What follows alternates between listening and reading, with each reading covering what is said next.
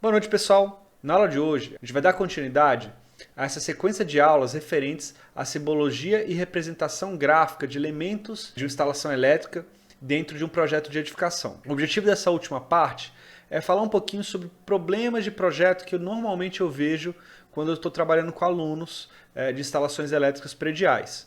São coisas bobas, coisas que parecem óbvias, mas é muito comum ver o projetista de primeira viagem cometer esses erros ou não perceber que é um erro, ou então a explicação não ficou muito clara. Então a ideia aqui é pegar alguns projetos reais e demonstrar algumas coisas que podem melhorar o projeto ou algumas coisas que constituem um erro de projeto. Vamos lá?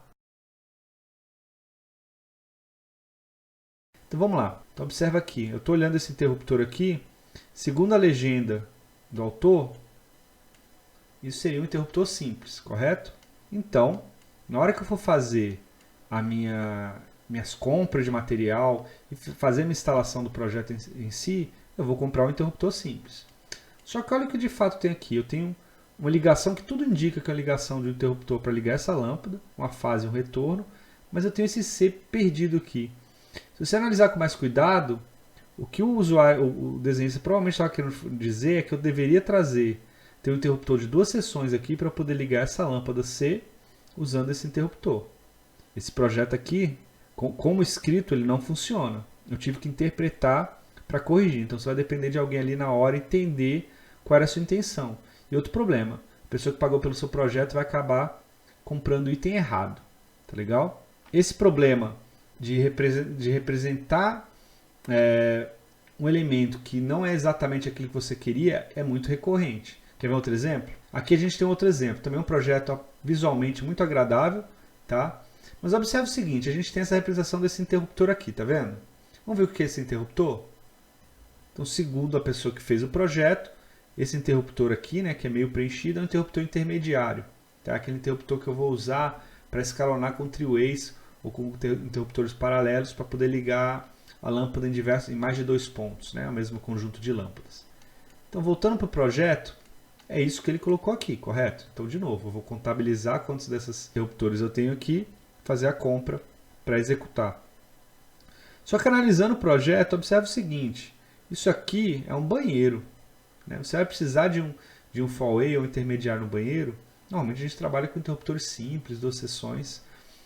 E observando aqui, esse interruptor aqui está acionando essa lâmpada e não tem mais nenhum interruptor associado a ela.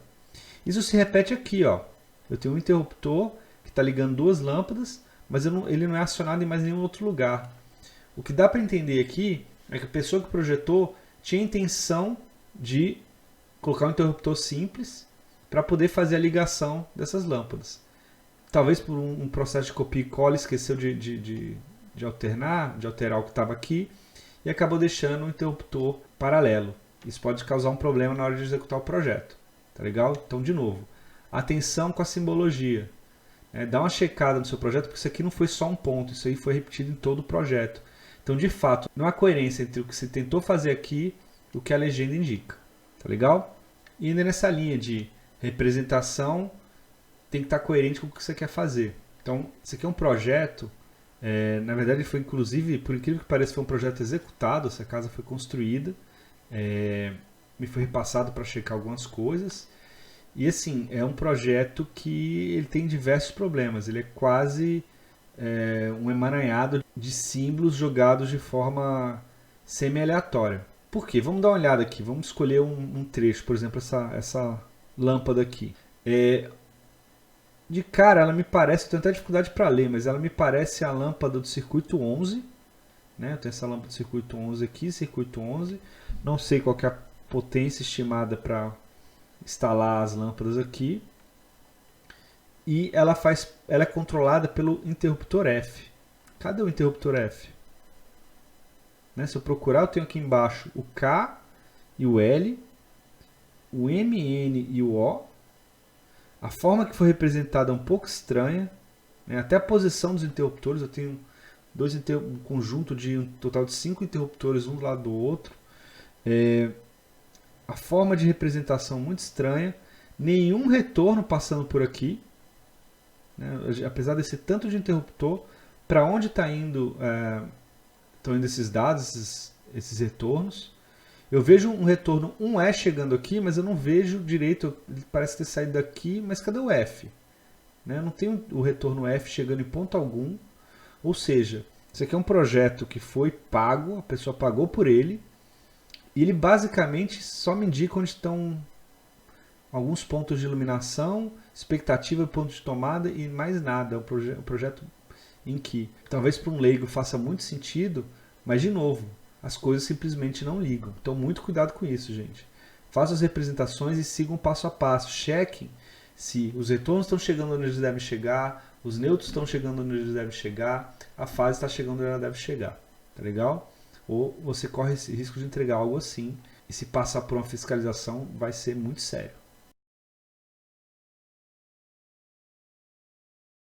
Outro elemento, gente, muito importante de se gastar um tempinho durante o projeto de instalações elétricas é pensar nos caminhos criados para você fazer a distribuição dos circuitos. Tá? A gente vai falar um pouco, vocês vão ver um pouquinho mais à frente no curso como que a gente faz para dimensionar os condutores, mas um dos elementos que tem um impacto muito grande na bitola do condutor que a gente vai usar, né, na espessura do fio, é quantos outros circuitos compartilham o mesmo eletroduto, ou seja, quanto mais circuitos dentro de um eletroduto, pior. E um dos processos, vocês fizeram a divisão de circuitos, e agora vamos fazer a distribuição. E pode ser até um processo dinâmico de ter que refazer a distribuição, porque alguma coisa não deu certo. Mas o que eu sempre digo é, usem as caixas de passagem, criem caminhos alternativos de eletrodutos para os circuitos. Então a gente tem um projeto aqui que é relativamente bom, só que tem um problema sério lá no dimensionamento. Olha o que aconteceu. A pessoa que fez o projeto, ela acabou tendo que utilizar esse eletroduto para passar praticamente todos os circuitos. Tá? Então a gente tem aqui 1, 2, 3, 4, 5, 6, 7, 8 circuitos em um eletroduto. Isso é muita coisa. Como é que ele poderia ter resolvido isso? A gente vai observar que parte desses circuitos que vieram para cá, eles são encaminhados, por exemplo, para esse trecho aqui da esquerda, né? Essa salinha aqui, esse banheiro. Poderia ter criado um eletroduto que saía daqui e ia direto para esse ponto. Ou então, no pior das hipóteses, faz mais um eletroduto saindo do quadro de distribuição para o mesmo ponto. Tá? E você consegue dividir essa quantidade de circuitos em 2 eletrodutos, depois vai redistribuindo. Você observa que esse é o único ponto crítico, né? Depois que saiu desse quadro aqui, dessa caixa aqui, os eletrodutos eles não estão mais tão aglomerados, tá? Ou seja, de fato, se eu adicionasse pelo menos mais um eletroduto saindo do meu quadro e indo para a minha primeira caixa de passagem, que está nessa lâmpada aqui, eu não teria problemas. Então, cuidado com a distribuição de circuitos. Pensem bem nos caminhos. Adicione caminhos se necessários, tá? Para diminuir a quantidade de circuitos dentro do mesmo eletroduto. Isso aqui vai dar problema de passar, você vai ter que trabalhar com eletroduto muito grosso e assim por diante. Tá legal? Então, uma dica importante na hora que você estiver trabalhando com seus projetos.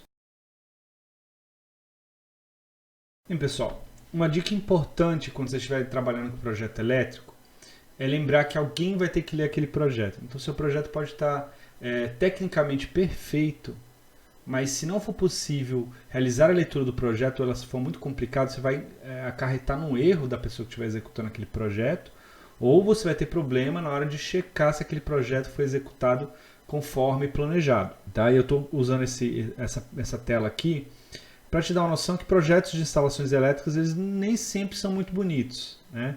Há diversas formas de representar, tem gente que divide o projeto, então ele faz uma prancha só para iluminação, outro só para elétrica, telefone, assim por diante, mas também é comum ver projetos em que tudo isso está representado de forma conjunta. Tá? Eu estou com essa tela aqui que mostra uma representação das instalações elétricas de iluminação e tomada desse projeto. Observe que de fato aqui na tela a gente tem muita informação. O que eu quero destacar? Uma das coisas que foi necessárias para viabilizar esse projeto foi a criação dessas chamadas aqui com legenda. Tá vendo que aqui, nesses eletrodutos, aparentemente eu não tenho aquela representação dos condutores? O que está acontecendo aqui? Devido ao alto volume, à alta densidade de elementos passando nesse trecho do projeto, a solução encontrada foi criar essas legendas e representá-las aqui. A gente criou uma legenda exclusiva para os condutores.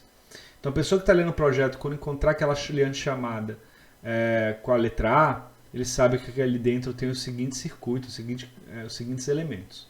Tá? Isso pode ser feito para todo o projeto. É algo que ajuda muito na leitura e dependendo da situação, se você não conseguir administrar a quantidade de informação que você precisa ter ali naquele espaço para inserir a informação necessária de uma forma legível, talvez seja aconselhável você utilizar esse tipo de representação, né? Uma legenda dos condutores. Beleza?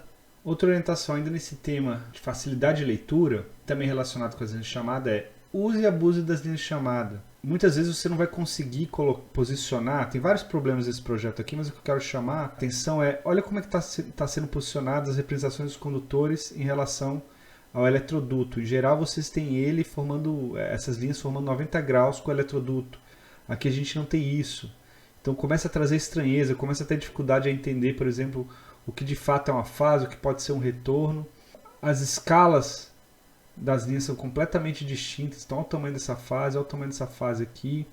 Então isso tudo, mais uma vez, traz dificuldade de leitura. Eu posso acabar cometendo um erro ao tentar interpretar o que você está fazendo. Então, de novo, use e abuse das linhas de chamada. Tá legal?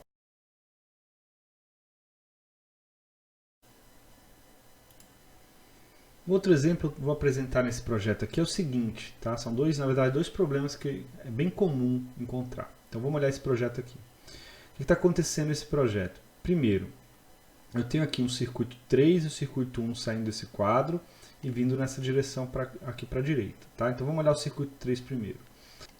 Então o circuito 3 ele alimenta essa tomada aqui e algumas tomadas aqui embaixo. Tá vendo que ele está vindo para cá? Então, olha o que a pessoa acabou fazendo. Como o circuito 3, né, a gente tem um terra, um fase e um neutro. Vindo aqui para a direita e outro descendo para cá, que esse aqui vai alimentar a tomada daqui, essa tomada vai ser alimentada aqui embaixo. Ele acabou fazendo duas vezes o circuito 3 saindo do quadro. Não é isso, né? Se é o circuito 3, é uma vez só. É a mesma fase, é o mesmo neutro para todo mundo. O que acontece aqui é a derivação. A gente descasca os fios e faz a espécie de bifurcação. Então, a fase ela vem tanto para cá quanto para cá, mas é a mesma fase, o mesmo neutro e o mesmo terra. Tá legal? Um outro problema aqui, ainda no circuito 3.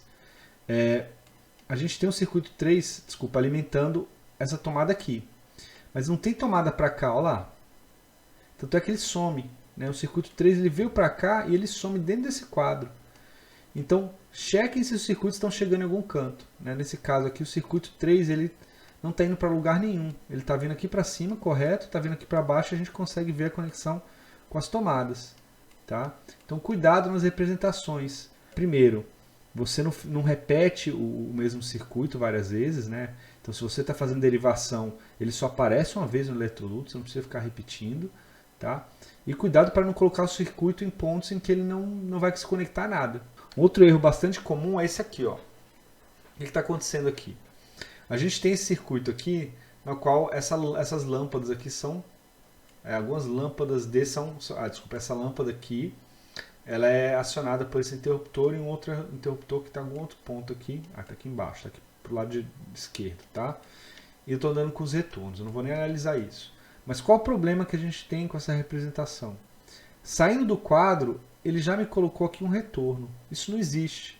O retorno ele sempre está associado a interruptores. Não faz sentido eu falar que tem retorno saindo do meu quadro de distribuição. O que a gente teria aqui é isso aqui. Né? Sem a letra D também. Porque a letra D só aparece onde tem o retorno. A letra, né, de controle só aparece onde tem o retorno. Então a representação correta seria fase, neutro e terra. Outra coisa muito comum também é isso aqui. A pessoa coloca até essa representação, mas porque em algum canto do projeto eu vou trabalhar com retorno D ou coisa do tipo, na hora que ele passa a representar o circuito, ele coloca a letra também. Então aqui, né, aqui a gente teria um D, aqui na saída, por exemplo, teria um A, porque aqui, por algum motivo, a pessoa acha que por aqui ter um retorno associado ao elemento A, aqui eu teria que colocar também. Não está correto. Tá legal? E aqui ainda tem mais um errinho que não tem o A aqui no interruptor. Tem que ter, né? Então, assim, atenção a esses detalhes, tá, gente? Outro elemento que a gente vê constantemente em projetos e pede-se para evitar o seguinte, tá? Esse projeto, de novo, ele tem... são todos projetos reais que eu estou apresentando, como já dito, e eu quero destacar esse ponto aqui. Então, algo que eu vejo muito, tá? A pessoa precisa, às vezes, atravessar, que a gente tem um quadro, e ela precisava mandar esse eletroduto lá para essa caixa de passagem aqui, dessa lâmpada. Por algum motivo, a pessoa optou por fazer esse percurso. Mas olha só, isso aqui, de fato, né, nesse ponto e nesse ponto, o que está acontecendo de fato é um cruzamento de eletrodutos. Né? Em geral, é algo que a gente não quer. Lembra que quando a gente faz esse cruzamento de eletrodutos, a gente, em teoria, o que você está fazendo de fato é um eletroduto passando por debaixo do outro. Se for instalação, às vezes, em que o eletroduto não está embutido na alvenaria ou algo do tipo, às vezes é mais possível. Você simplesmente sobrepõe um eletroduto sobre o outro. Mas dependendo da situação, isso aqui é bem complicado. Então, recomendo-se evitar cruzamento de eletroduto. Então é isso, pessoal. O que eu tinha para falar sobre essa parte de simbologia e erros mais comuns era isso. Então, a melhor forma de não cometer esses erros, ou até mesmo aprender essa parte de simbologia de instalações elétricas, é praticar. Recomendo pegar uma planta baixa de uma sala, de um ambiente limitado, e tenta fazer coisas simples. Instalação de uma tomada, a instalação de um interruptor simples, e assim por diante. Se você conseguir fazer instalação de elementos em um ambiente simples, você consegue fazer no resto da casa. Tá legal? Então, bons estudos.